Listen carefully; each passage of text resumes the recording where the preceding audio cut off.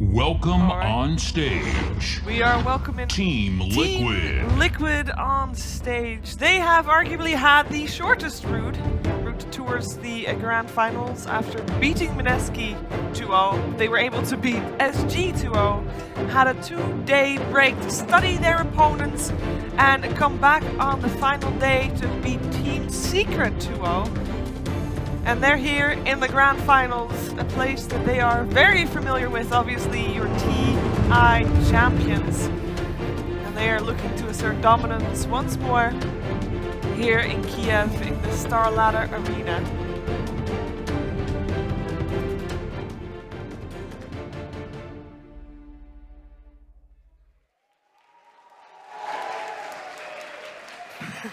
They are waiting for their opponents to also join them on stage. Mineski. Mineski is here, Southeast Asia Pride.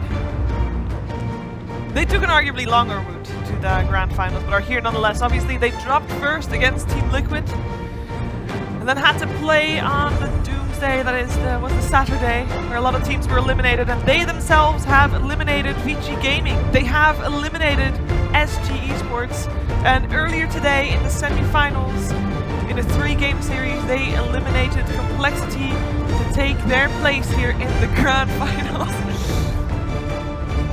And they are also ready for this match. They have the chance to already have lost against Team Liquid, which is I think a big plus for them to already have played them, and they get a second chance here to take down the reigning champions, take down the reigning world champions even. That is Team Liquid. A tough match, to be sure. Our panel is split. But they have the power to do it. They are here for a reason. Parker's just biased, come on. With an element of belief, you know. Sometimes you gotta shoot for the stars. Liquid, though, have not lost a game since that lower bracket final against LFY. They're like 10-game winning streak, I would say. Definitely a very difficult team to beat. I guess at some point you're gonna lose, you know. It's just about time. Exactly. I'm hoping the time is now. And I look like a genius. If I'm wrong, oh, you know, I didn't really believe that. Well, regardless, it's a best of 5. So, you know, there's at least 3 chances for Mineski. So I think they got a really good shot. And as you say, Winter, I mean, even if you think Liquid's gonna take this, but even you think that Mineski at least has 1 game. They might lose 1 game. It's very likely. And they have their, like I said, the coaches and players to figure out if they lose a game, what went wrong, what adjustments have to be done. Because in a BO5 series, a lot of it has to do with stability and how well you adapt during the series, and what do you actually learn from each game, you know, after you play. And that's where Liquid, with Hina's coach, definitely have an advantage. They have Sols50, the Mineski coach, behind, but he's someone new, he's someone who's not familiar with the team.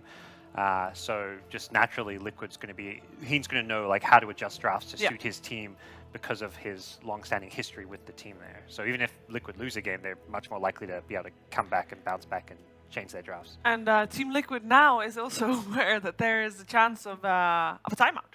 Yeah. Apparently, GH was they not learned aware of that this. just before the grand finals. Yeah. So in case people have not gotten this information, every team, and it is once per game, they have the chance to ask for a timeout, or they can ask for a timeout. It's a 3-minute timeout, and you can only ask for it once per game.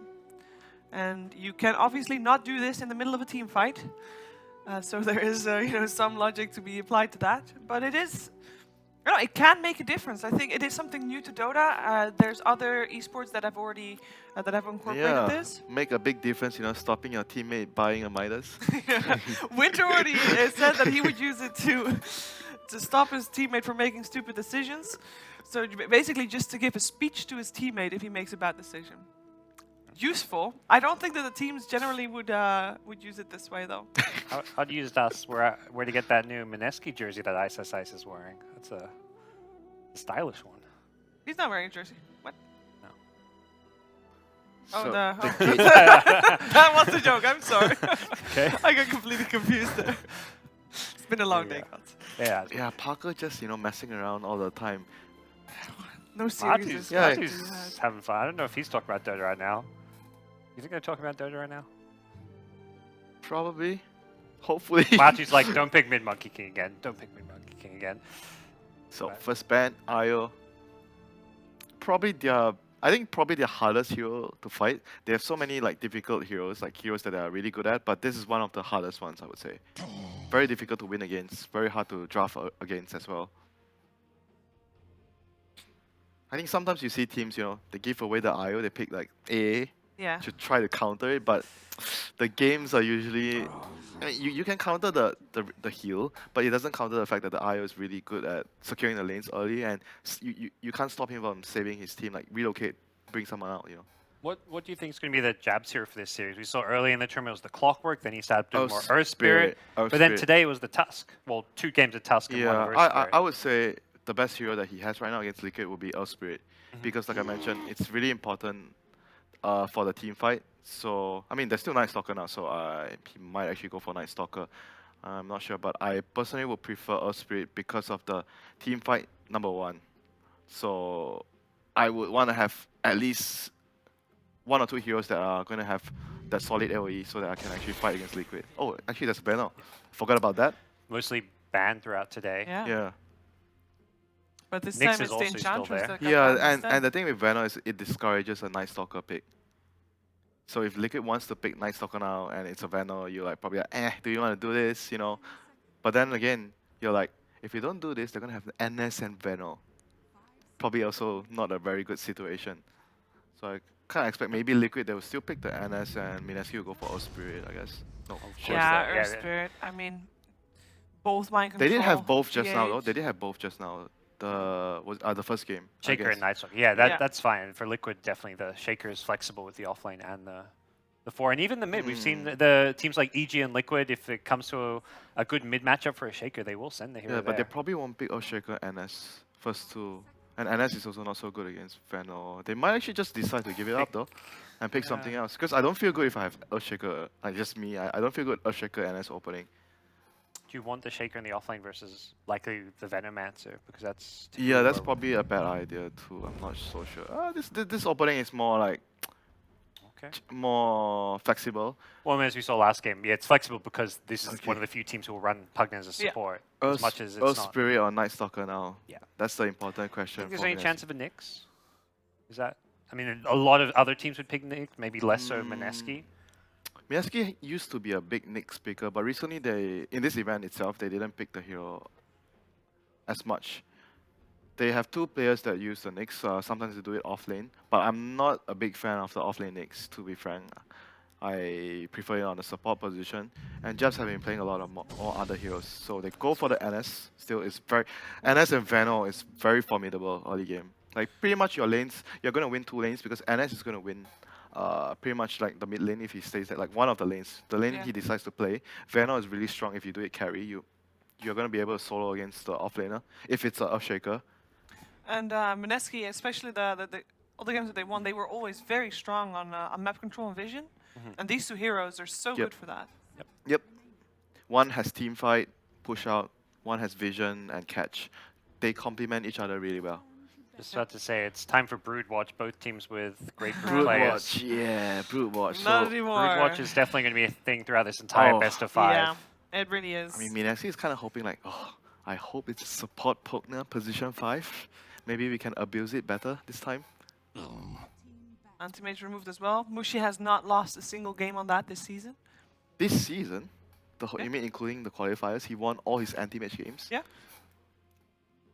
I think they have a 100% win rate. I looked it up this morning. Oh my god. Since when Mushi is an AM guy? I always His remember. AM was great. Yeah, I always remember him as like the TA player, the Ursa player, right? I remember him as the AM player. Well, see where Mineski Yeah, want 100%. to go from here. Nyx Assassin also still 100% for them, by the way. This season. So they banned the Elk.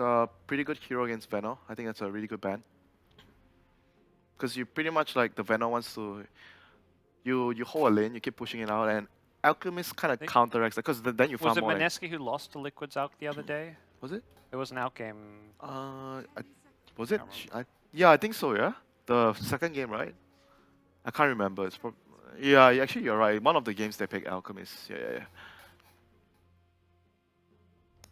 So Liquid right now, I guess the Pug, I don't know. I'm not.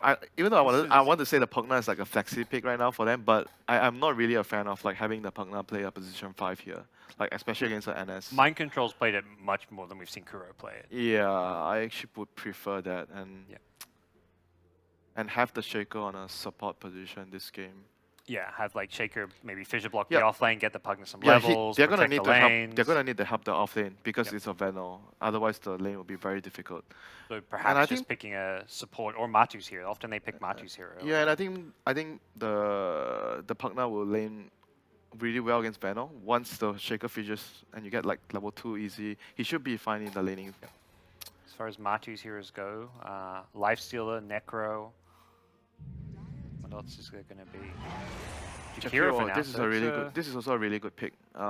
You pretty much want him. I think it would also be great on Mineski's side if they have Veno, NS, and Jakiro, because that would cover the push out, the team fight, the siege as well. Because Jakiro is good siege, and the lane is also really good. So You think Jakiro is going to be the 5 position here? I think so. Have they run Jakiro off lane this event? No, right? No, don't think so. Yeah, but I haven't seen Kuro played either, which is where it's a new pick for but Liquid. should be Kuro. I think it should be Kuro's hero. It should be. I think I would with this 3 hero setup, I would place the Pugna on the core role, Jakiro position 5, Shaker position 4, and keep my other 2 important heroes still open for my lineup. So What makes Jakiro good against like Night Stalker Venom, or do you just think it's good for Liquid's draft? it's just good for Liquid's draft, and it's really good against the Night Stalker in a way early because Night Stalker wants to pressure a lane, and Jakiro is a very strong laner, very hard to kill. Like NS, during nighttime when he runs around in the jungle, like usually if he sees a position 5 hero, like a weak hero, Dazzle or whatever, like a Pugna position 5, maybe you just kill the guy, right? But a Jakiro position 5 is not that easy for NS to bring down. Are we going to see a Nana Tinker this game, I This is wonder? a very, very good Clockwork pick. Like this Clockwork pick is so good. Yep. It counters all 3 heroes. They have played Jab's Clockwork mostly, but I guess with the Night Stalker there, it's... Who's playing what? I would actually favor having a Clockwork offlane and a support NS. Because Clockwork you can pull the lane back, so I think it's great. But then again, Jebs likes to play Clockwork. And we already have seen Exercise's Night Stalker offlane Yeah. earlier today.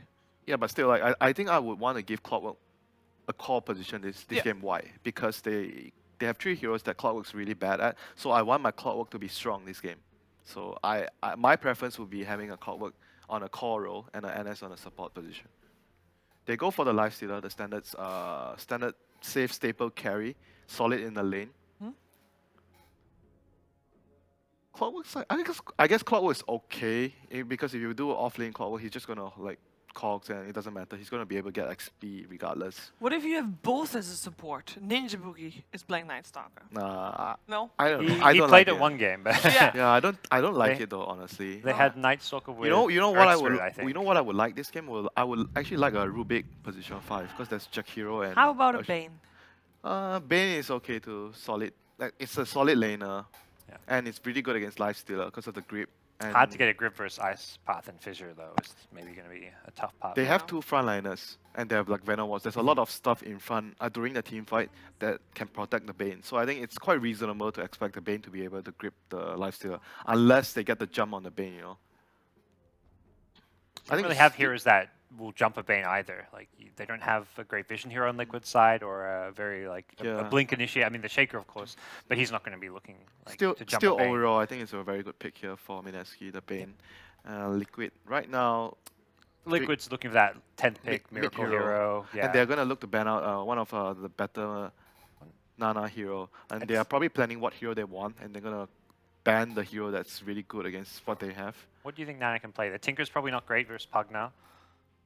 I think Puck. most of his heroes are not that great against Pugna though. Puck, yeah. Same story there. Tinker They is the will one that ban still gets Estelle, banned though. out. Yeah. Okay. Yeah, they need a big hero because their tri-core won't be. The other 2 cores will be a Clockwork / NS and a Venom. Any chance we see a Venom mid and a different carry? Maybe, depending on matchup, but I don't think that's a very good idea. I think Nana is not so suited for Venom. I think Venom should be either Ice or, like personally, I think Ice and Mushi is more suited to play the hero. I saw Nana play Venom once, like in an official, it wasn't that great. I don't think it suits his character that much. You know, Sure. you want him to be playing Ember, Puck, Tinker. Stormband out. What about the idea of something like a PL mid? Like you get a Oh, very aggressive PL's like not Night bad. Stalker Yeah, PL. yeah, like, PL's not bad. Pugna's very squishy. Have a lot of PL's good not bad. nukes. It's you want like someone that can jump the back line, like kill the Pugnas. Close Good to against Lifesteal, and that's kind of the one here that stands out to me. They don't have great illusion clear on the But I'm not liquid sure if he side. plays the hero. Actually, not sure if he plays the hero. It is an SEA classic for the mid lane. It's kind of where that mid PL The began. Pinoy but not- mid players. Yeah, the Pinoys, Yeah, but not not so Nana. much Nana. They're probably gonna pick like some Ember. I don't know. Like maybe they're gonna just give him Ember, like something he's really comfortable with. Or Puck's still in the pool, right? Yep. Yeah, either one maybe. Mirana. That's Oh yeah, because they have Bane. They ran this. This is actually really good. Clockwork and Bane both have really good setup for the arrow. Yeah. Yeah, so it's gonna be a mid Mirana. Gonna be really easy to gank as well. NS comes in, Void, arrow, easy setup, Bane. Maybe they might even do Bane plus Mirana. I think Secret did it in one of their games. They had Bane, Mirana mid, and the other support just to like the NS can maybe pull safe lane first and then roam later. Do you feel like they have enough team fight though? Not much team fight though. Like Veno is like their primary team fight, but they have really solid lanes. Like all their lanes are really good. So that I think is enough to make up for it. Okay. See what Liquid get to deal with that Bay Mirana. Wonder what kind of heroes they have in mind. I mean, tanky for the mid lane, something that can deal with the arrow, like a I don't know, the lone druid type hero. The Lone Druid actually would be good against that though, because It's you more can't- like who's Miracle playing at that point? Ember. It is still an Ember. This time for Liquid though. it's pretty still good. good synergy with their heroes though. That's Yeah. the thing. It's like he's really good at like going behind, going past the front lines and killing the Bane. Like we talk about how important it is for them to make sure the Bane doesn't get a full grip on the lifestealer. It's an offlane It's an Jakiro, offline by the way. Jakiro, Yeah. indeed. Jakiro's playing the support Pugna again. So I'm listening to you guys talk, but you're saying good things for both squads, but you're not really super leaning towards one side, or am I Yeah. misreading that?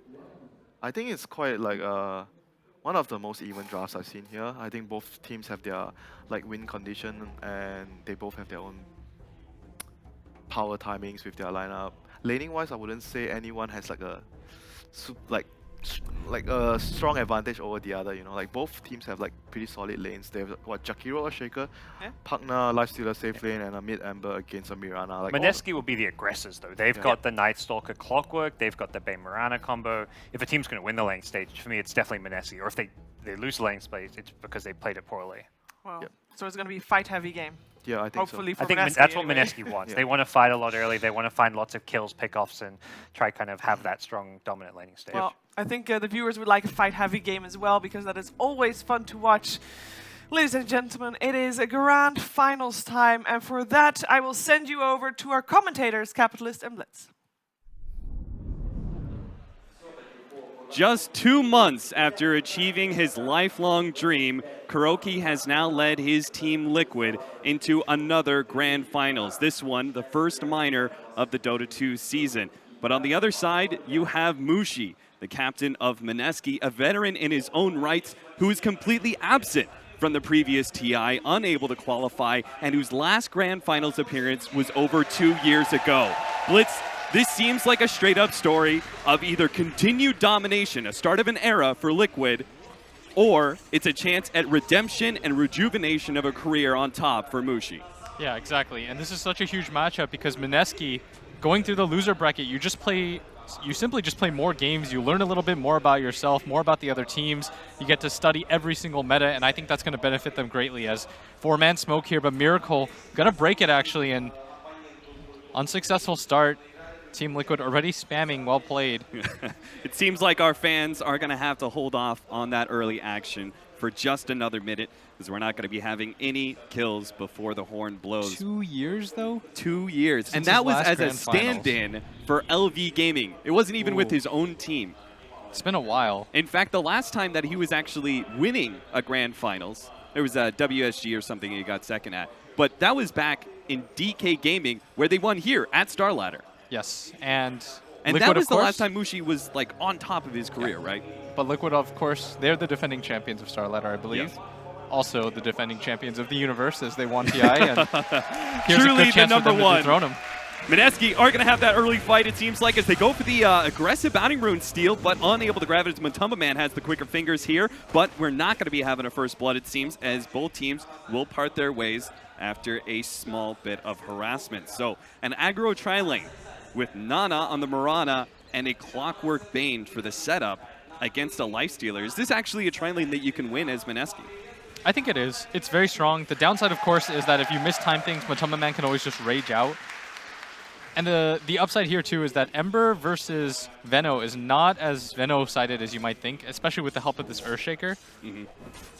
Early on, he's just going to get denied, pull the wave back like this, and GH already making his way up at top, where Pugna is going to have a very nice matchup against this Night Stalker.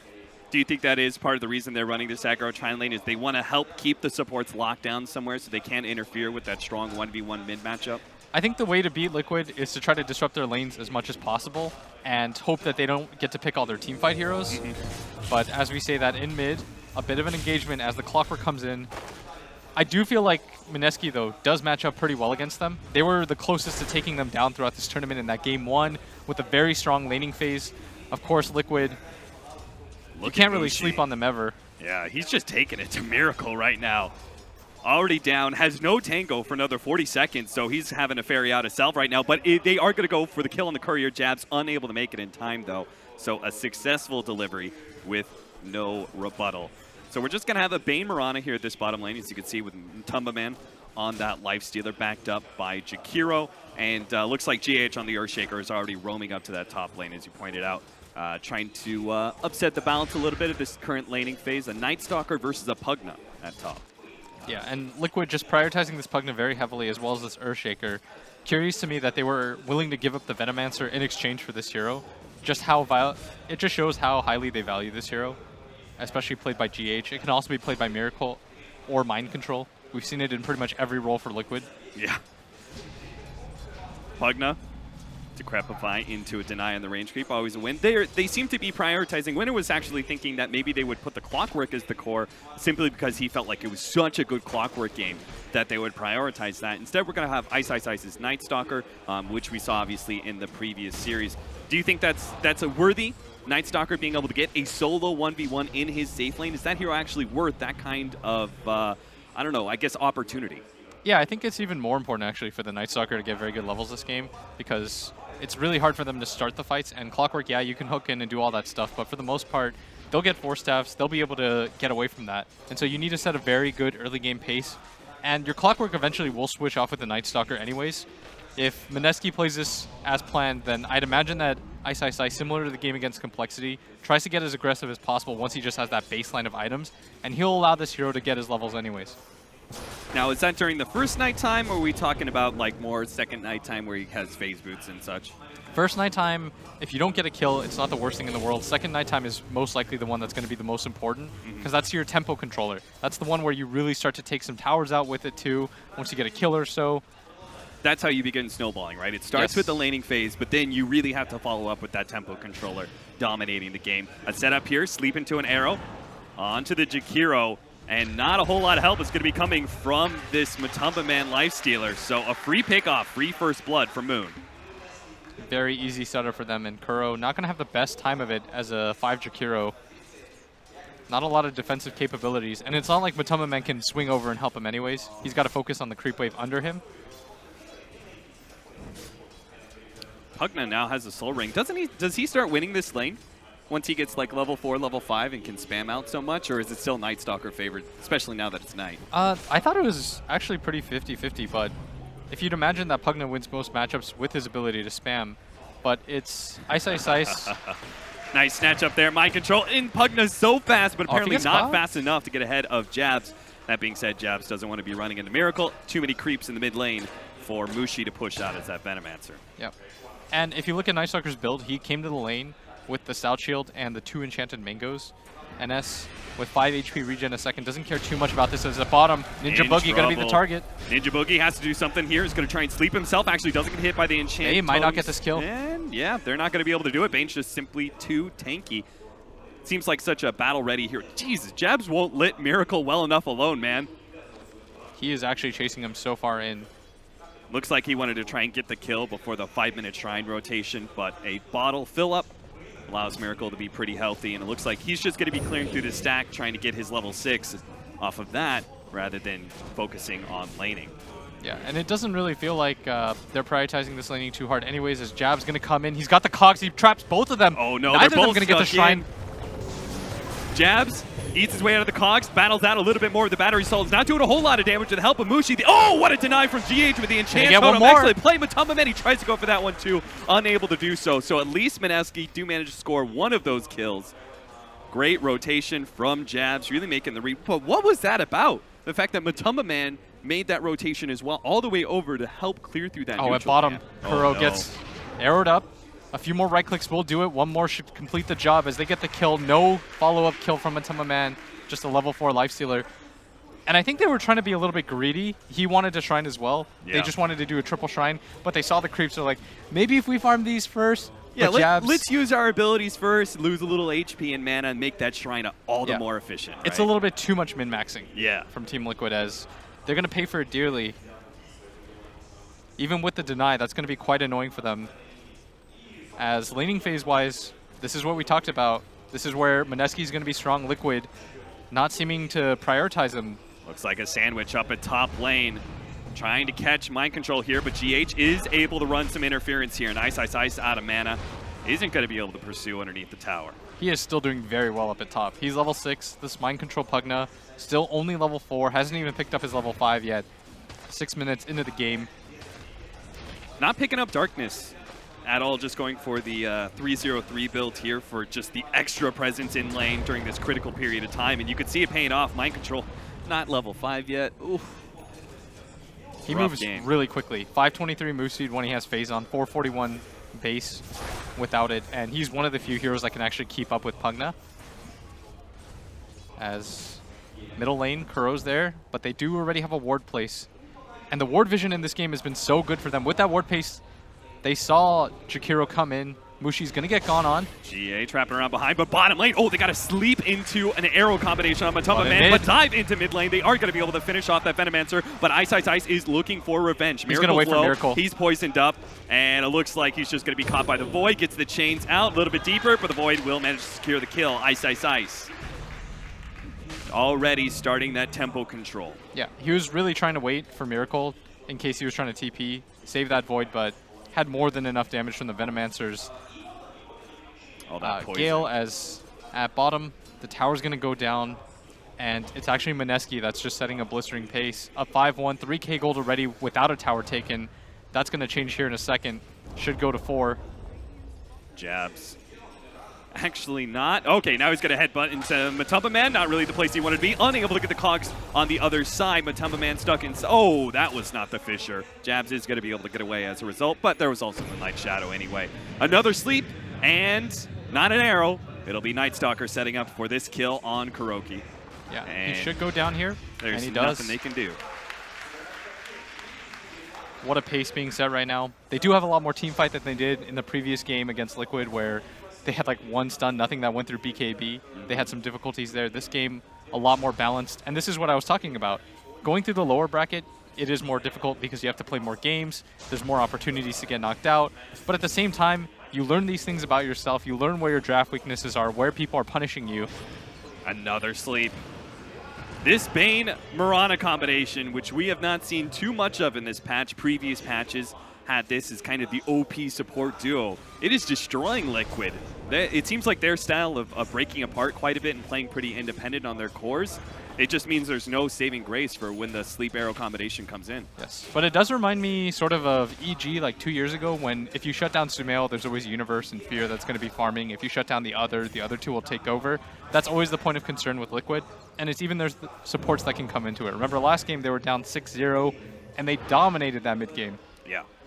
So for Mineski, you've got to keep up the pressure. Continue to play this very tight style of Dota, and try not to make those mid-game mistakes that teams often seem to make against Liquid. Yeah, it's all the more important, right? You dominate the laning phase, you start getting those extra kills, you've got a huge gold lead. You got a big experienced lead. Even just a few mistakes are going to be all the more costly just because the enemy team gets so much more out of those kills. Yeah, and it looks like Liquid, they want to go for a smoke. Lifestealer Maybe in that troll. running into Mineski's smoke, though. Ninja Boogie pops out with a sleep there. Arrow, ooh, intercepted by a creep, but maybe it's good because this is not where they wanted to be. They're going to jump forward, but Matumba Man, he wrapped around with a neutral creep. They're going to be able to get on top of that Venomancer instantly. A leap away, but it's Ninja Boogie who's going to be in trouble, caught by the Ice Path as well. They're going to be able to easily get that kill underneath tower. Nothing is going to be stopping Liquid from moving forward. Mind Control, they're actually so low on poison right now. Mind Control is going to take out as well. She's going to take 2. Jabs has come in. The arrow actually nails Matumba Man with a raged up, but he does manage to get the hook shot onto GH, getting that kill, bouncing back with the cogs on a Miracle. He's dropping lower, lower. Moon trying to finish him off with the last couple of right clicks, but a wand and away from vision. Miracle is going to be able to good. Moon leaps forward. He is going to be able to jump, but jump forward. He's going to get hit. Caught. He's caught by Ninja Boogie. He was laying in wait, and they will be able to TP out. No, the Ice Path actually catches him. He already has the leap on cooldown, but Moonlight Shadow is dust? up. Do they have the damage over time to be able to finish him up? Because they don't have the detection. It's going to be close. Barely. No, Fisher. Moon dodges it. Doesn't have a TP, but he does have some regen. In half a second, he's going to try to leap for this. Kuro coming into this. Is he really trying to make this play? Mind Control is the one to pick up the kill, but at least he bought his team a whole lot more time. As Liquid pretty much 5-manning around that area as a result. Yeah, in hindsight, he had absolutely nowhere to go. They still knew that he was there. I think they actually utilized the scan for that as well. They just used it recently. Oh, yeah. As up at top, Mineski gonna smoke again. Oh, Fiend's Grip onto mid lane. They snuck around with a Bane. Looks like they should be able to just right-click him down. Miracle does have a Remnant up, jumps over to the side, gets over to the cliff area. He's gonna try to get denied. No, Jabs nice is there. Shot from Jabs, and now he's grabbed GH as well, locked inside the cogs. They do have some help. Mind Control's here, trying to get the life drain out, but GH may still die. Echo Slam thrown down, but Jabs still gets the kill before he kill. dies. Ice going for Mind Control, trying to kill the enemy offlaner. He's got nowhere to run to, nowhere to hide against the Night Stalker at darkness time. 6-13. Mineski, you said a blistering pace is being set, and they are not stopping one iota. Jabs is playing out of his mind. He has made so much space on the map for Mineski. That play where he stops him from shining, he forces 2 kills, that hook shot right there, so many different engagements where he's the one setting the pace. It's often that you talk about GH being the one doing this, but it's actually Jabs. His 4-position clockwork, making all the room in the world for them is Mushi. He's going to farm, he's got the Dragon Lance completed. And the entire team on Mineski is doing so well, but it's this clockwork leading the way consistently, making the plays that they need. Look at how many spells they dropped on him. I think they echoed him. They used Macropyre. Time to get out of there. That is Liquid fully grouped up. Does manage to get the sentry out. Does that sentry see the ward? They're looking on top of the cliff. It looks like it's barely outside of vision. Ooh, that is unfortunate. And Mineski, Liquid can't catch any breaks in this game as Moon. He's up top. Illusion gonna get spotted. Matumba Man. Everything that could go wrong right now for Liquid is going wrong as they're all grouped up for this tower. They should just split the map a little bit. Ice indeed gonna do just that. Hand of Midas completed on him. He's gonna put pressure on this bottom tower and tell Liquid, if you don't come for this, you're just gonna lose a lot of space on this map. Is Moon, is the reason, he knows they're all here, right? Yes. Is the reason that he's kind of still poking at them, is he just trying to draw their attention? Just he away just doesn't from think, bottom lane? I don't think he thinks he can get bursted, yeah. Yeah. Plus, if they take this bottom tower and Liquid doesn't respond, then it's worth it even if he does die. Yeah. Because if you just look at the team, Mushi had just been farming in the jungle. He can also TP up there. Looks like they will manage to get that tier 1 tower at the top lane. Now, these two, Moon and Ninja Boogie, they just went through Ward Vision. And are going to be kind of sandwiched here. Matumba Man is going to look to cut them off here on one side. Starts going onto the Bane. Moonlight Shadow going to be popped out here, and a TP away should be good. Nope, never mind. Fisher, and there's the follow-up from Miracle as well. He's going to be able to buy himself just a bit of time, but they do manage to get that tier 2 in the bottom lane. Liquid have been 5-manning for the last 3 minutes or so, and it is costing them so much map control. Yeah, they just lost a tier 2 tower to this Night Stalker at bottom lane, and Liquid, somebody needs to carry around Dust or Sentries, because this Mirana ulti is going to start to get a lot more annoying than this. Last game, it was that drop gem that ended up turning things around for them. And Liquid, There's an invis rune at top. They want to try to make some plays happen, Rapping from behind. the What arrow. a beautiful arrow onto mind control. Already controlling up. The burst damage comes in. There's Jabs Jabs. with a hook shot. Now Matumba Man is on top of 2 heroes inside the cogs as well with an Echo Slam. It looks like they can get 2-man turnaround. Jabs is going to go down. Try Miracle's to out retreat, of but mana. unable to do so. Miracle kind of stuck out here, but Moon is the big damage dealer right now, trying to go from Matumba Man with the help of Mushi. Trying but to it looks armlet like toggle. the armlet toggle is going to be good enough, especially with that rage and especially the infest. And Liquid, they get away scot-free. Miracle had 3 HP at the end of that. Wow. Matumba Man wasn't faring much better, but they're going to get out. A very good engagement for them, but still a 5k gold lead exists at 15 minutes. Look at a dramatic difference in gold. They killed Mind Control, a core, and traded a core themselves as well as the support. Still 1450 gold going the way of Liquid, and a loss there for Mineski. That just shows you how far ahead Mineski was at one point, and they still are far ahead. That kind of fight, a little bit sloppier than they like. They were engaged under that Earthshaker. They weren't able to burst the Pugna. They get 2-man Echo Slammed. Not the greatest cogs in the world. Still I think he was hoping perfectly to be okay. able to zone the Lifestealer out of those cogs. Yeah. Ended up sucking him in instead. Or he was trying to keep him in while the rest of his team was fighting, but Yeah. the Night Stalker, when his flying ended, he ended up coming back into it. Yeah. But as a result, they're going to get some decent damage onto this mid-tier 1 tower, but it looks like Mineski will still have time to defend it. Yeah. Without Knight available, Ice. Actually going to find an Arcane Rune. Instantly pops the Darkness. Liquid might think that something's up. They're going to back out. They're drawing a circle around that area and taking a ward under, or taking vision under that ward that Mineski placed quite deep. And their wards currently see nothing, so they're a little bit worried right now. Very defensive wards on them. This is that dire side control of Radiant, right? That we're Yes. talking about. He was doing that circle, saying, "Hey, this is the danger zone, guys. They're probably in this area." So let's head up to top lane. We'll go into the dire jungle. You said this is the natural response, but how does Mineski punish that then? Mineski, if you notice, they're not diverting a lot of heroes to that bottom area. They're only diverting one.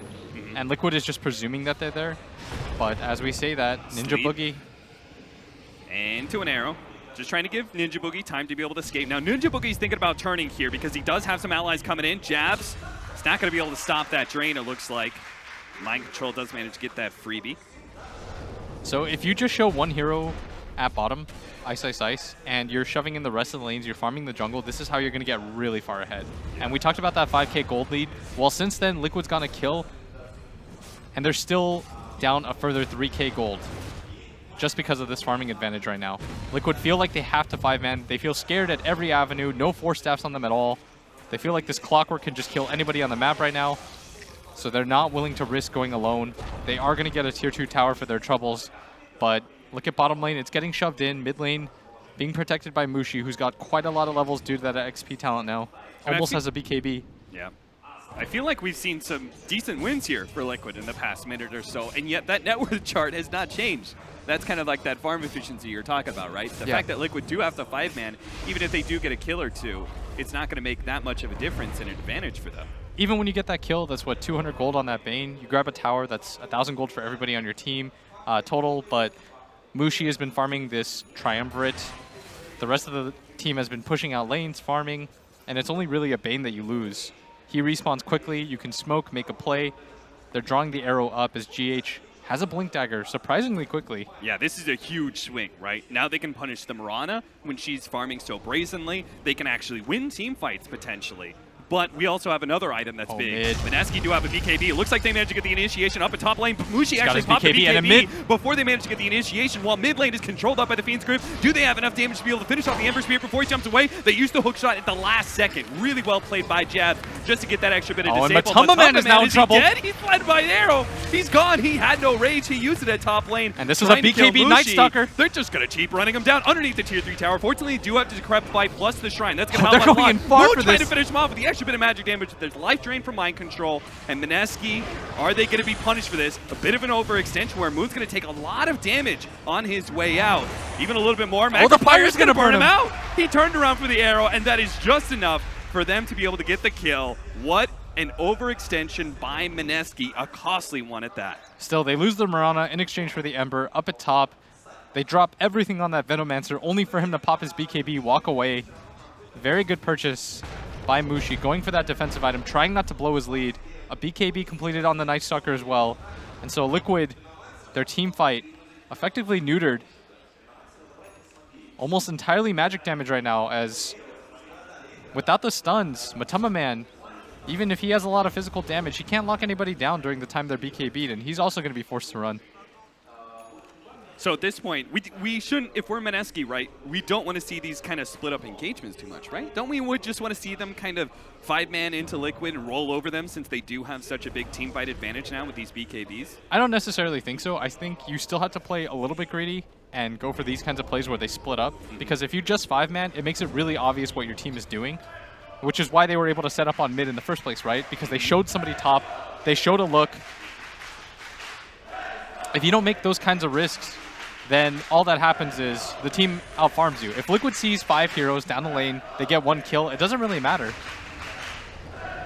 Hearing the loudest chant in the stadium since Na'Vi got knocked out. The crowd now fully backing the TI winners, Team Liquid. Dude, that's some kind of curse. Like, Navi's out. Maybe they're secret Mineski fans. Seriously. 11-16, 7,000 gold lead for Mineski. And we are going to have pretty much a big group up here in mid lane while they're also pushing in bottom. So they are being still kind of greedy, like you said, Will. They're pushing in 2 lanes pretty aggressively. They're still farming pretty well. Yes. But they're now positioned to maybe take an objective here. Yeah, it looks like the rest of the lanes are shoved in, but Liquid doing what Liquid does best. When you're behind, split the waves, make it difficult. And as weird as it sounds, it's a lot easier to make these plays when you're behind because you don't really care if you die. You're just shoving in the lanes, trying to create space for somewhere else. And if you do die due to the disadvantage, it's okay. You don't lose that much gold. But if you happen to pick somebody off as a result of shoving in these lanes, then you get a lot of gold. Yeah. So if you were to, say, lose a hero at top lane right now, you'd be like, well, it's still fine. I'm delaying the game, basically. Yes, and that's what Liquid has to do. They've got to delay. I'm not sure for what. Probably for this Ember Spirit to get really farmed. He's going to grab a Linken's first. Really good item against the control that Mineski has so far. Largely single target on their team, if you notice. But we're still going to have that problem that we discussed in the Na'Vi secret matchup, which is, while we do have a lot of magic damage coming out now for Mineski, they do scale really well later on to this game. Both Venomancer and Mirana have those talents to do so. Yes, and that's one of the benefits of picking cores like Mirana or this Venomancer, because they get the plus 50 when they hit level 20, so it's not even like they scale out of the game. Instead, they just continue to grow. The 75 damage talent on Venomancer, one of the best in the game. Also has a Blink Dagger now, too. 3-man smoke up for Mineski. They're going to run into GH immediately. Now, if they can get the damage, stop this Echo Slam, but it already goes out. They've already lost 1 hero. Ice with the BKBs trying to finish up He's GH taking a lot of here. damage, Here though. comes the arrow. He does manage to solidly land on the Ember Spirit. He finally does manage to get the Earthshaker kill, but Jab's going to be gone on as he is finished off by Mind Control, and Ice is unable to get away from this one. What a disaster. Mineski stumble right into the Earthshaker Echo Slam Infest combination, not even requiring that Blink Dagger. Look at how much gold swings every single time one of these engagements happens. That's a 2,000 gold swing the other way. Mineski still lead heavily, though. You've got to catch your breath. 5,000 experience exchange as well. That's also really important for Liquid, right? Because they're decently experienced, depending. Yeah, every little bit matters right now, but for Liquid, they're starting to feel themselves again, and Mineski, you've got to calm down a little bit. These plays where you show this Venomancer up at top, maybe they're not going to work as much because Liquid's going to anticipate going for these mini ganks. They now have a Force Staff for Kuro, an item on the 5 position, and a hard counter to that Clockwork. Beginning to make me worry a little bit about the effectiveness of some of these heroes for Mineski. If Mineski struggles in a game like this, it's a little bit scary for them, just because they did have such a big lead in terms of game flow. They own the map largely. Their vision has been great this entire time. If you notice, both wards spot when they come out. They even got one deep inside the base. And so all the tools are there for them to win. It's just they need to incorporate things a little bit better. They need their Venomancer to show up for some fights. Mushi trying to get that level 20, but all of the net worth that the Venomancer has accrued hasn't led to any fights for them. Do you think that this is maybe a difference in idea between the Mineski players, that Some of them want to be able to fight and establish a further dominance since they do have such a lead, but Mushi's also sitting there going, look guys, Mirana and Venomancer, we're scaling into physical damage. We can play greedy and continue to just outpace them, basically. Yeah, and I think they also want to always shove in the lanes. They realize this is going to be important as GH going to pop out. He's going to be gone on again inside the river. He's gone. This Night Stalker core is just not working out for them now. And it was all due to this ward right here. They see that coming a mile away. Ice, Ice, Ice, trying to be cute, sandwich things in. And instead, that's going to be another Tier 2 tower taken by Liquid and a very important one in the mid one. Meanwhile, Mushi pushing out that top Tier 2. And Liquid actually going high ground here just to force the 2 side lane pushes back to the base. We already had the TP back from Moon on the Mirana. And they're trying to make Mushi come back, but he's going to take that tier 2 He is going to lose Jesus, they're a going to tier lose the 3 tier for 3 this. for this. Really feel like he should have gone back and started planting wards, but prioritize that tier 2 instead. Jabs coming from behind, though. This is going to be the big initiation. They really need to be able to win this fight, and they know that some of these ultimates are They're actually getting racked. Echo Slam. My goodness, what is happening? Where's the initiation? They're just lost to range racks. Mineski, you've got to fight. Arrow comes out, they finally make their initiation. Jabs looking to be able to isolate a GH, but is unable to do so before Staff, and now Fisher locks him inside of his own cogs, but there's the initiation from Mushi. Gets off a good set of poison that might just be able to finish off a Tumba Man. It gets a lot of damage on the rest of the enemy team. Ember Spear goes for the back line though. Managed to finish up the Bane and goes deeper inside the base. Waiting out and kiting Mushi as much as possible. Now Kuro, he's going to be gobbled up by Moon. Miracle is forced to jump to his spirit in the back line, but Ice looking to be able to snatch him up. Miracle gets another remnant on the other side of that cliff, so if he is pursued, but look at this, he's gonna jump over. Ice waited for him. He laid that trap out, let his team pursue, and cleaned up the kill. So it's only GH and Mind Control who managed to escape from that team fight. But what a difference. All of a sudden, we took tier 2, tier 3, and a Rax at mid. That was definitely not worth the tier 2 up at top. You'd imagine if the Venomancer's there just placing down wards behind the tower, they can't really make that play. But prioritizing taking that tier 2 up at top instead, trying to get some pressure on the map. Didn't actually think that Liquid was going to commit for that GH. Oh, got to be found. Him. They had a sentry.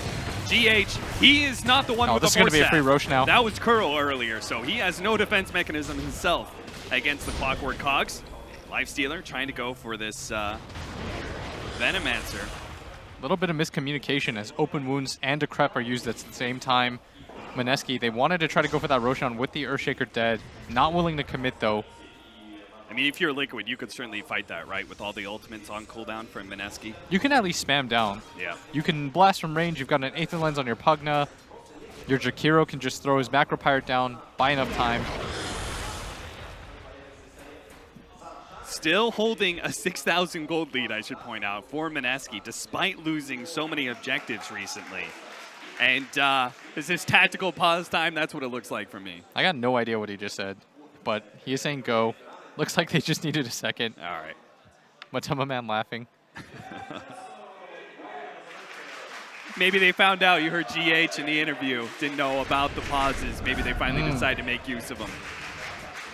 Hey, it's not against the rules. Nope. Liquid. Dude, this game is... I thought this game was pretty straightforward, but it seems like no Liquid game is as... I mean, I'd love to see the gold graph at some point. It had to have swung just up and down.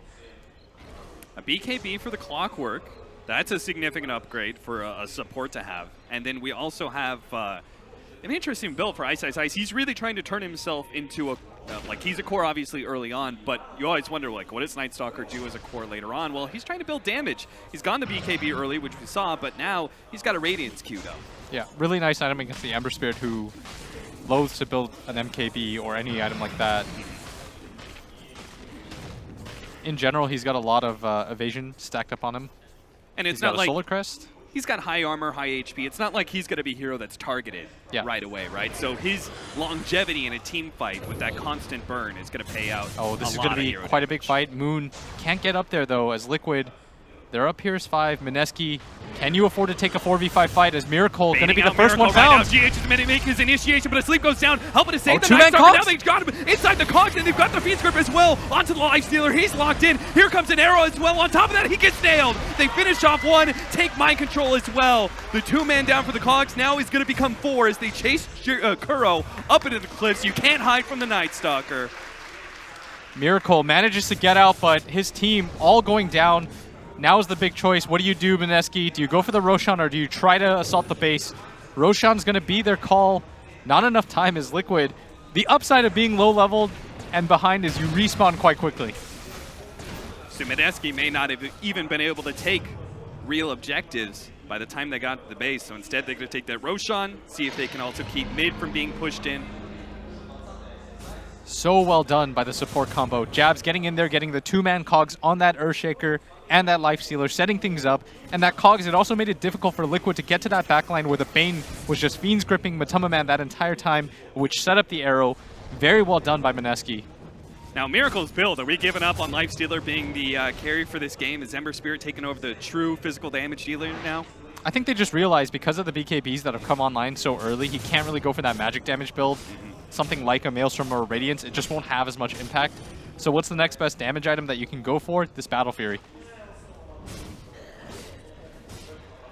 Looks like he's going to be going for the Manta up next. Yeah, Mineski though, they've played such a good game. They have so many BKBs on themselves now too. They're almost about to get 4. Jab somehow has one.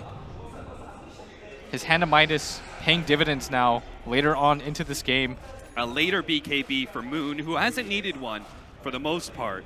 Gets it now, fresh 10-second on top of the Dragon Lance and the Diffusal Blade that he already had. So he's putting out some serious damage. If he can get to level 20, which is a significant upgrade for him, and then 25 for the Venomancer, we're talking big-time physical damage for these heroes. Yeah, I think what they realized in their previous game against Liquid is that they couldn't really team fight. They didn't have that just raw strength, and this time they all opt to go for BKBs. They're like, guys, to beat Liquid, we need to engage them in a team fight. We need to be able to win that fight. Let's all get BKBs, negate most of their damage, make ourselves as strong as possible. Because you're right. I didn't even realize, but Night Stalker also has that 50 damage talent. Yep. So they have a lot of artificial beef on them. So they are all becoming physical damage dealers as well as the initial magic damage they're putting out. And now, what's the quest for Liquid? You just try and like force out these BKB charges and just draw out the game as long as possible until they're all 5 seconds? You've got to kite as long as you possibly can. Or you've got to be able to start the fight on a core as up at top. Be able to grab him, Cogs push back. And the silence comes out. The silence out with the Fiend's Grip. Miracle is caught and down. 70 seconds. That's a lot of time for Mineski to be able to take some map control and do something important with it. We'll see what. Yeah, in the last 3 minutes, been all Mineski. Looked like for a second Liquid, especially after taking that Rax. Things looked a little bit scary, but Mineski immediately righting the ship. Getting some big pickoffs here. Oh, the leap aggressive. To be able to snatch up that double damage, GH backs himself away, even though he had the infested Lifestealer. A little skittish there for Liquid. He's got a bottle too. I think they probably go for the high ground now, or at least try to grab this last tier 2 tower, put some more pressure. But Mineski, 10k gold lead, 32 minutes in. All of these Midas is paying off. All of these BKBs still fresh enough to win team fights. You just all about execution, right? You could still get that critical echo slam. We were talking about it upstairs, right? When you have an Earthshaker, it feels like no game is really lost. You can always make that comeback because of the significant team fight contribution he makes. Yeah, you're never really out of the game with an Earthshaker, but I mean, 10, 11k gold lead now. Mineski very strong on all their heroes. With all these BKBs available as well, GH's game, it just gets harder and harder. Yeah, there is no doubt about it. Liquid, their backs are up against the wall for this game 1. Yeah. Probably the game that they've been tested the most. Reminiscent, this is an even better version of a game that Mineski had against them in the groups in game number 1, where they were quite ahead, but they didn't really have that team fight to shut the door on Liquid, but this time they do, and they've played a much cleaner mid and late game. Mineski chilling out here in this off-lane jungle area. Miracle is going to poke his head out at top lane. And Mineski, you're just looking for that one pick that will allow them to go high ground. Yeah, you still have a DD rune on this Mirana too, very smartly saving it as Okay, the second ward mid should kind of give things up. He placed another fresh Veno ward to try to shove in the lanes. That should tell Liquid that something is up. As Kuro getting ready to macro power down that creep wave, stop the push. It just doesn't really seem like there's a whole lot of good options here for Mineski when it comes to pickoffs. As we say that at bottom. Unless they can catch GH here. The Fiend Script goes out right before the Force Staff. Stuck inside the trees. Ice, Ice, Ice. He's going to pop in. There is a little bit of a party surprise, so Ice, Ice, Ice is going to have to be careful about that one. But Matumba Man instantly rages and TPs out. Ice, Ice, Ice used a BKB charge, but the big team fighter, Earthshaker down for 40 seconds. Still doesn't feel like enough for Mineski to push high ground with confidence. They don't really have to push high ground. I think they trust their ability to go late game because of these damage talents. Yeah. They feel like they're still scaling very strong, which they are. They've almost got this AC completed on this Night Stalker, and they're just shutting every single door possible as at bottom, Ice, Ice, Ice tries to go for that kill. Unable to do so. Oh, snatched up Kuro there with the slow on Mushi. He does a lot so of damage, much. so this TP may not make it. Yep, gets a proc of lightning. That's enough for Mushi to get the mega kill streak. And Liquid, known for making these ridiculous comebacks. We saw it in Game 3 of TI Finals. We saw it against Mineski. We saw it against Secret earlier today, but I mean, this is starting to snowball way out of control right now. Shadow. Never mind. Okay, is he trying to force the they're getting ratio around sandwiched. his team? There goes Here the hook comes shot. Jabs. Actually managed to catch mind control the back line, and the hook through onto Matumba Man. Almost finished him off. It looks like he'll get some damage onto Moon, but finally he will go down. Now that's 2 heroes down for almost a minute. Surely this is the opportunity that Mineski was waiting for. Yeah, they've got the 50 damage talent on Mirana as well. And 25 on Veno. Sorry, Ooh, did you mention that? That's even better for them. Yeah. The 3x Plague Wards, that's going to help them go high ground very easily. As Ice, Ice, Ice at bottom, just trying to force a rotation back. Night Stalker not necessary for this push. The Veno, the wards come. Not a really easy way for Liquid to kill these either without Matumba Man. And they've got to be careful not to give up some kills here on top of losing the Rex. Asleep. Now the Ice Pass slows up the arrow, but finally it does come in. Miracle Oh. takes it for him, but Mushi's going to be able to come in, and they might just be able to kill Miracle off of this one. He has the Remnant out. It doesn't go far, though, because he is slowed down. Ice, Ice, Ice goes in deeper. All 3 Remnants used by Miracle, and he's still barely making it back to the fountain. Healed up with the Life Drain. It's not enough. They get that kill. Stuck right next to the fountain, though, against Mind Control. He's going to get some free damage on them. But still, 30 seconds for the Earthshaker and Jakiro, and we only just now have our Pugna and our Lifestealer back into it. It's still going to be a 3 versus 5, even if Miracle does go for the buyback. Matumba Man starts going on to some of these heroes, goes for Moon up next, but they're all just kiting him around during this Rage Timer. Jab's the only one potentially in trouble here as he tries to make his way back from the tier 4s. Matumba Man waiting out that BKB. It'll be Miracle who slaps it up. A huge win for Mineski, winning the team fight, taking the top lane of Rax, and now shrines are open for them as well. And it's so hard to get out of those high ground engagements very cleanly. The exit is always the difficult part, but the retreat is successful. All they lose is that clockwork. Level 20 on Jabs, who also has a 50 damage talent, by the way. Forgot about that one. Oh, yeah. It's sneaky, but it's there. It is. You usually don't think about with these heroes like Night Stalker and Clockwork, because as 4 positions, you don't necessarily always pick them up. Not necessarily, And but you maybe sometimes don't even get level 20. in this game, they just do so much damage. And it all started with that cute play at top. They tried to set up the sleep into Fiend's Grip, and Miracle's like, I'll tank this arrow for you, no problem. Yeah. But it ends I'll up just save you, killing buddy. him. Is that a Scotty almost complete for Venomancer and AC now? Yep. Liquid, this feels like one of those desperation times. Oh, look at the arrow being drawn by Mineski, too. They spot this coming a mile away.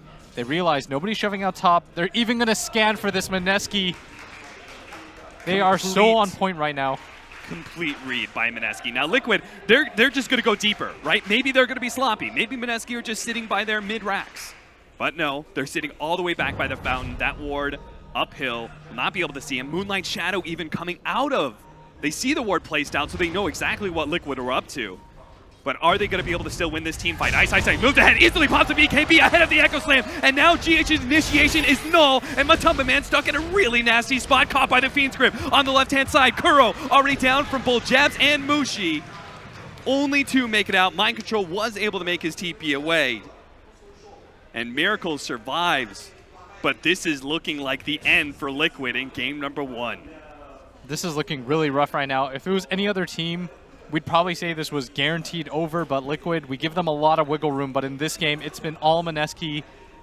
Their team play has been so on point. Ice, Ice, Ice just running into every single engagement. Faster fingers on him, too. His ability to pop that BKB mid-Echo Slam. Damn, look at Mineski respecting the hell out of Liquid despite 30 seconds still left on the Lifestealer. No Echo Slam, even if the Earthshaker does come back. They are securing this victory. They're going to get the Aegis and Cheese first. Really smart from them.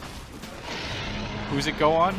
The Mirana once again, who has an Orchid now, most likely going to get that Bloodthorn next. That's just too many things for our Ember Spirit to deal with. Too many silences and lockdown. Yeah, this game is wildly gone out of hand. It's pretty rare for me to see Night Stalkers also hit level 25. Yeah. Minus 8-second crippling fear or 12 Yeah, armor. Get the armor and the game. The armor, for sure. Be a cool guy. As a support, the crippling fear is amazing. He got the fear. Oh, he did? Okay. That's got overlap. You can perma-silence people now. Oh, sick. As Mineski, here comes their Trying death to push. deal with these wards, man.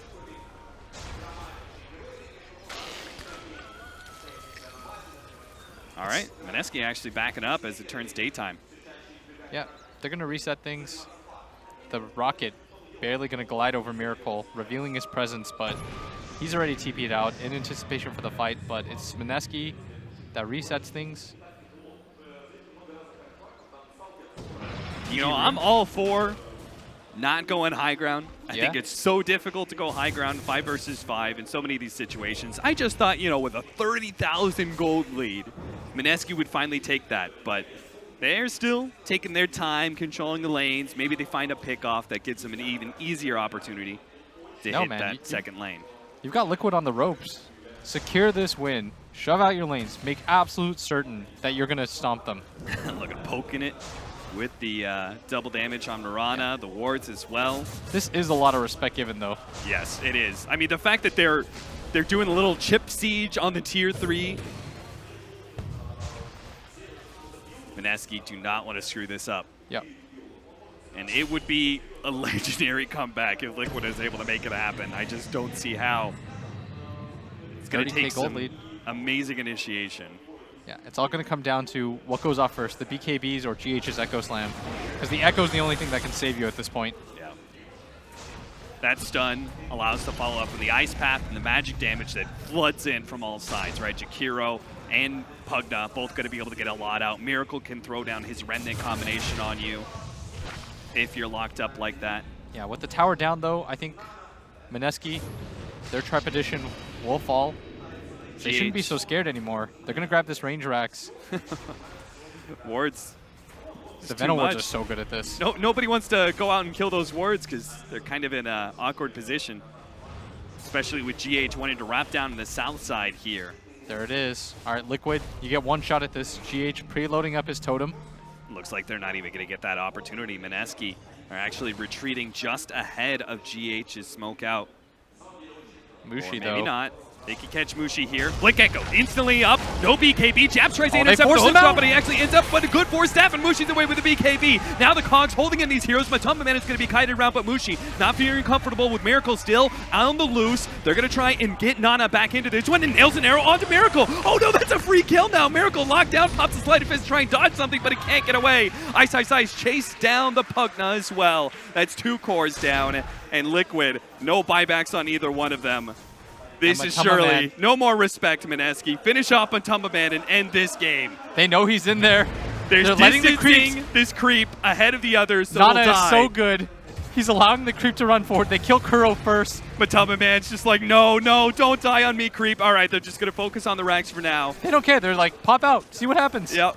He takes control of it, now pops out. Moon's like, hello, I expected this the whole entire time. Let me give you a leap away. We're all good. We're taking that mid lane of Rax. My allies are taking bottom as well, by the way. Tier 3 gone, an exposed lane of Rax. 60 seconds. Liquid are not calling the GG, but there's now with Matumba Man locked down, surely this is the end. Earthshaker caught in it as well. And that's it. Mineski. Woo! Unbelievably clean game played by them. 1 or 2 hookups, but you get to get those. That top one made me a little bit nervous, but still, with maybe the exception of 1 or 2 moments, complete domination from Mineski. I mean, I can't believe that I even ever doubted this whole strategy and how it goes late game after we already saw it work earlier. Yes. Right? And I was kind of feeling like the situation where we talked about maybe the difference in ideas on Mineski, right? Hey, we're so far ahead, we should fight now. Mushi's like, no. I'm still pushing. I'm taking this tier 2 before I go back and defend my Raxes. But he was quite right in a way, right? They still had the dominance pushing into those level 20 and level 25 talents. They really do keep on scaling no matter what with Liquid. Yeah, and this game was completely ruled by a forward position, but this time his name wasn't GH. Nope. It was Jabs, who played out of his mind.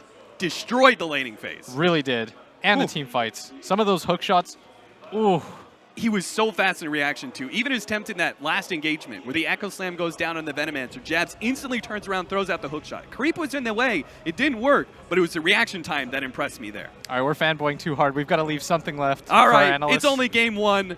Analysts, please take over for us. Mineski up 1-0.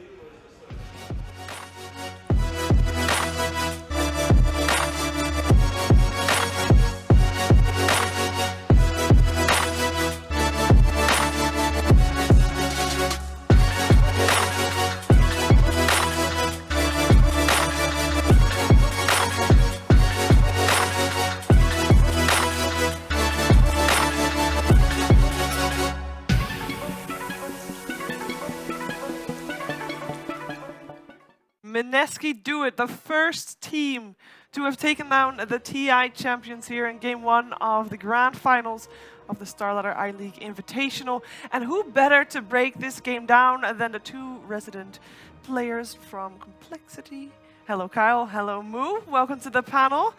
I mean, you get the honor of breaking this game down. That's pretty hype, Kyle. Yeah, it is, especially because, you know, Mineski knocked us out. So obviously, being the second best team here, they're not going to 3-0 Liquid. Of course. And then, you know, we just got a bad bracket. So I'm rooting for them. But that was a really nice game to watch.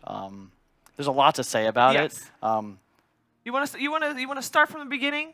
We can start at the laning stage because Yeah, well, it's a lot. Like, I would start even earlier in the draft. But Okay. my main point is just Liquid lost all 3 lanes. yes. They had Jakiro Shaker supports against the Clockwork, which is so grim to play. Like, I play a lot of Jakiro. It's hard. I play both those heroes.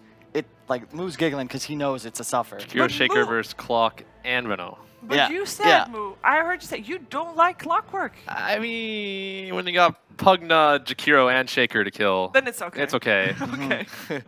It's more like, if it's any team but Liquid and GH, you're probably going to criticize taking the Shaker into the Veno. But they just do it anyway, and didn't work out that game. But I think that's more of a product of the way that game played out. You have absolutely 0 methods of gaining vision on any of the Liquid team, but then you're playing against Night Stalker, Venomancer, Clock, and the threat of Mirana and Viz. So Mineski, the entire game, like, they went 4 BKBs because they know if they get them off, they're going to win the fight. Because as long as they cast their spells, they're going to be good. Anytime that dunk hit a BKB, I mean, there's a lot to talk about. Yeah, you just BKB and run in. Yeah. There's 4 magic damage heroes on Liquid, so there's nothing to stop you from just running in every hero BKBs. Yeah. But still, there was a high possibility that Liquid still won this game as well. They despite being behind in the laning stage, they came back. I think if they didn't get stomped in the lanes, they Yeah. would have had a much higher chance to Like- win. But once you're behind, all your tier 1s are dead. You really can't put yourself back on the map versus Veno, Clock, and Bane, and like Night Stalker, all these heroes that just eat map control. And it was insane watching just because, like, again, they lost all 3 lanes. Yeah. They're 5K behind. They still took the first tier 3 and the range racks. Yes. Like, they're so hard to beat. It Casual. reminds me of just TI6, like that whole Wings era, where we're watching this game here, waiting for it to end. Mineski's 20K up, and we're still thinking, is this game really over? Or, like, is Liquid going to win? That's just the Earthshaker yeah. effect. It's like you're watching the Super Bowl, and it's 28-3, but you're still betting on Brady. Like, I feel the same way about Kuro right now. Look at him, he's sad. Just dies to Veno. Yeah. And like that was just like little plays like that are just so nice to watch. Like Matumba Man rages, but has the presence of mind to block the arrow. And like they're playing so well in this game, but I really feel like they needed to play so well to win this game. 10 I minutes think, in, they're 5K behind already. yeah. Mineski's draft, I think, is like an 80-20 win almost. It's just so hard to play when you don't have the ability to find kills on the map. You can't really control the map because you don't have any methods of gaining information. And it's just hard. It's just a really hard game. But despite being like outdrafted, if you say 80-20, I mean, this didn't feel like an 80-20 game. Yeah. And you also mentioned the itemization when we were watching that, for example, Miracle itemized real good, because that's one of the reasons, that's one of the methods you can actually use to, try to give yourself an edge, right? Yeah, other players, when they're behind, like they're playing Ember, they'll still go bots. They'll still play this like really passive farming style of Ember. He goes treads, he gets the damage talent because he recognizes we are really, really in trouble. I need to make things happen. I need to do things in this game. And that's why a lot of their items looked off. But it's the right choice because that's the only way they can actually win this game. And it's still just so hard. You saw Mushi's damage stats nearly twice as much as any player in the game. Once Veno hits 25, like how do they kill wards? Lifestealer running in, like it doesn't feel good. And there were a couple times Mushi had a huge BKB. Mind Control dropped the Pugna ward, and he immediately BKB'd, got the Echo. Ice did the same thing running up the hill. I don't remember, I think the fight will come up soon, but like they have the sleep on Bane to counteract the Echo, and look at this fight, like a beautiful play. They just BKB, Jabs counter initiates, like what do? There's 3 BKB'd heroes, Liquid has to run away. There is no play they can make. It secures the Bane, he gets a full grip off on the Tumba Man. You need like 4 extra items on Lifestealer to actually feel good in this game. And it's just, even though they're the best team in the world, even watching this, Mineski wins, but I would still like Liquid from this series just because they played so well, even though they were in such a bad position. But Mineski also owned, so. Yeah, they just draft a little bit better. I don't know. We made the mistake of taking Earthshaker and Jakiro. It is just not a good combo. You already have the Pugna 2 for tower push. It's you need something a little bit stronger on Kuro, and I think they're going to do a lot better. Do you feel like Liquid, like this is all what we're seeing now as a result of bad laning stage? You feel like they could have changed something up in the lanes that would help them get...